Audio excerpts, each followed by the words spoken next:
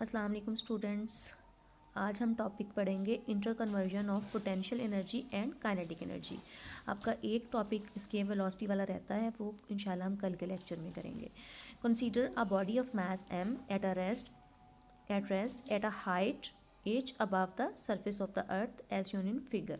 अब यहाँ पे फिगर में देखें कि एक पॉइंट बॉडी है जिसका मास m है, जो कि h हाइट पे जो है वो पड़ा हुआ है। अब किसी हाइट पे है तो पोजीशन की वजह से आप लोगों ने पढ़ा कि इसकी एनर्जी जो होगी वो होगी पोटेंशियल एनर्जी, और पोटेंशियल एनर्जी का फार्मूला भी आपने पढ़ा mgh के बराबर होता है। अब यहाँ पर एट रेस्ट में है तो इस केस में इसकी काइनेटिक एनर्जी की वैल्यू जो है वो ज़ीरो होगी, क्योंकि एट रेस्ट कंडीशन में वेलोसिटी जो है वो ज़ीरो होती है, तो मीन्स के काइनेटिक एनर्जी जो है वो भी ज़ीरो हो जाएगी। अब अगर इस मास को जो है वो रिलीज़ कराया जाता है तो ये नीचे जब फॉल करेगी तो हमने देखना है कि किस तरह से इसकी पोटेंशियल और काइनेटिक एनर्जीज़ जो हैं वो इंटरचेंज होती हैं। ठीक है, इसके लिए हम बी पॉइंट पे भी दोनों को कैलकुलेट करेंगे, पोटेंशियल और काइनेटिक को, और सी पॉइंट पे यानी about just to strike the ground, यानी ये जब भी ग्राउंड से स्ट्राइक करने से जस्ट थोड़ी देर पहले भी हमने सी पॉइंट लेना है और उस पर भी हमने इसकी पोटेंशियल और काइनेटिक एनर्जी जो है वो कैलकुलेट करनी है। ठीक है, अब सबसे पहले देखेंगे हम जब बी पॉइंट पे लेंगे तो बी पॉइंट पे जब बॉडी जो है वो फॉल करती है तो ये x डिस्टेंस ट्रैवल करती है और हाइट इसकी क्या रह जाएगी। अब टोटल हाइट पहले h थी, h माइनस एक्स रह जाएगी। अब mgh फार्मूला में आप h की जगह जो है वो अब h माइनस एक्स पुट करोगे तो पोटेंशियल एनर्जी हमारे पास आ जाएगी mgh माइनस एक्स। और बी पॉइंट पे वेलोसिटी हमने कैलकुलेट करनी है। वेलोसिटी कैलकुलेट करने के लिए हम थर्ड इक्वेशन ऑफ मोशन को यूज़ करेंगे। इनिशियली वेलोसिटी ज़ीरो थी क्योंकि बॉडी जो है वो स्टार्ट में एट रेस्ट में था, तो इस वजह से इनिशियल वेलोसिटी की जगह हम ज़ीरो पुट करेंगे। बाकी डिस्टेंस उसने ट्रैवल किया है x, तो वो डिस्टेंस जो है वो इसमें हम x पुट कर देंगे, तो हमारे पास वेलोसिटी का वी बी स्क्वायर आ जाएगा 2gx। इसी को हमने काइनेटिक एनर्जी के फार्मूला में पुट करना है, तो यहाँ से काइनेटिक एनर्जी आ गई। अब देखें, अगर टोटल एनर्जी हम बी पॉइंट पे फाइंड आउट करते हैं तो हमने पोटेंशियल और काइनेटिक दोनों को ऐड करना है। ऐड करेंगे तो ये किसके बराबर आती है, mgh, जो कि इनिशियल एनर्जी थी। ठीक है, इनिशियली भी आप फर्स्ट पॉइंट ए पे देखें तो हम पोटेंशियल और काइनेटिक को ऐड करें तो उसका आंसर भी mgh आता है, और यहाँ पर भी अगर हम इन दोनों टर्म्स को ऐड करते हैं तो आंसर जो है वो mgh ही आ रहा है। नेक्स्ट, इसी तरह से हम सी पॉइंट के लिए कैलकुलेट करेंगे।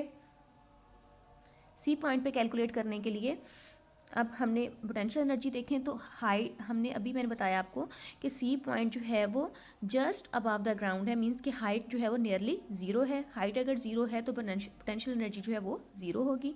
काइनेटिक एनर्जी हम कैलकुलेट करेंगे। काइनेटिक एनर्जी के लिए हम जो है यहाँ पर फॉर्मूला देखें आप, हमने half M V C square put करना था। वी सी की वैल्यू जो है वो हम थर्ड इक्वेशन ऑफ मोशन से यहाँ से निकालेंगे, इसको इसमें पुट करेंगे तो हमारे पास काइनेटिक एनर्जी आ जाएगी mgh।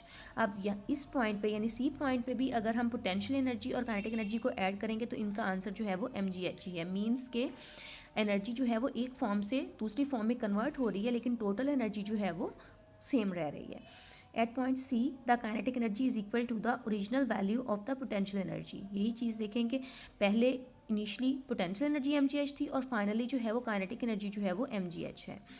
मीन्स कि जब हम किसी बॉडी को रिलीज़ करवा रहे हैं तो वहाँ पर उसकी वेलोसिटी इंक्रीज़ हो रही है, मीन्स कि उसकी काइनेटिक एनर्जी इंक्रीज़ हो रही है, लेकिन उसकी हाइट कम होने की वजह से उसकी पोटेंशियल एनर्जी जो है उसमें कमी आ रही है।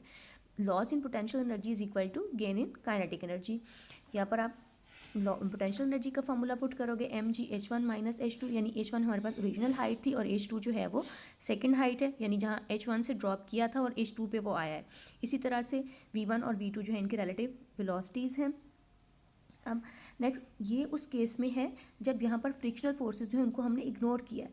अगर जो है फ्रिक्शनल फोर्सेस को इग्नोर ना करें, फ्रिक्शनल फोर्सेस प्रेजेंट हों, तो कुछ वर्क जो है वो अगेंस्ट द फ्रिक्शनल फोर्सेस भी होता है और वो एफ एच के बराबर होता है। आपने वर्क फार्मूला पढ़ा है कि फोर्स और डिस्प्लेसमेंट का प्रोडक्ट है, तो यहाँ पर फोर्स आ गई और एच जो है वो हाइट की वजह से फैक्टर आ रहा है, यानी डिस्प्लेसमेंट की जगह हाइट का फैक्टर आ जाएगा।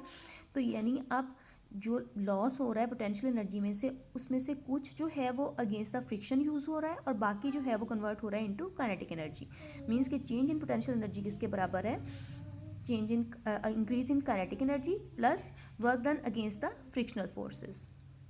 लेकिन लॉस इन पोटेंशियल एनर्जी किसके बराबर आ गया, gain in kinetic energy and work done against the friction.